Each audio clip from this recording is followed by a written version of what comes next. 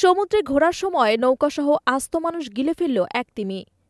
কিছু বুঝে ওঠার আগেই বিশাল আকৃতির প্রাণীটির মুখের ভেতর যেতে হয় আরোহীকে।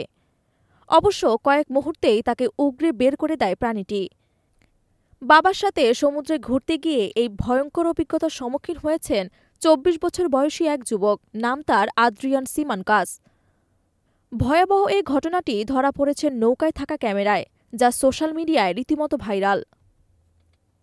গত শনিবার চিলির মেগাল্লান প্রণালীর সান ইলস্ট্রিতো লাইট হাউসের কাছে আলাদা ছোট নৌকায় করে ঘুরছিলেন আদ্রিয়ান ও তার বাবা। তখনই একটি হ্যাম্পব্যাক তিমি তাকে গিলে ফেলে। তবে ২৪ বছর বয়সী এই যুবকের কোনো ধরনের ক্ষতি হয়নি, কিন্তু একটি মুহূর্তের জন্য তার মনে হয়েছিল তিনি মারা যাচ্ছেন। আদ্রিয়ান মার্কিন সংবাদ মাধ্যম সিএনএনকে জানিয়েছেন, তিমি তাকে গিলে ফেলার পর কেমন ভয়াবহ অভিজ্ঞতার মধ্যে দিয়ে গেছেন তিনি। আদ্রিয়ান বলেন, আমি যখন পিছনে তাকাই আমি আমার মুখের পাতলা কোনো কিছুর অনুভব করি। আমি গাঢ় নীল এবং সাদা রঙের মতো দেখতে পাই।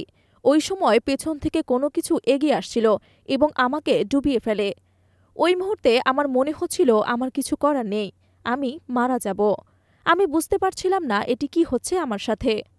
এর কিছুক্ষণ পরই লাইফ জ্যাকেট থাকায় তিনি আবারও ভেসে ওঠেন। এরপর তার বাবা তাকে শান্ত থাকতে বলেন।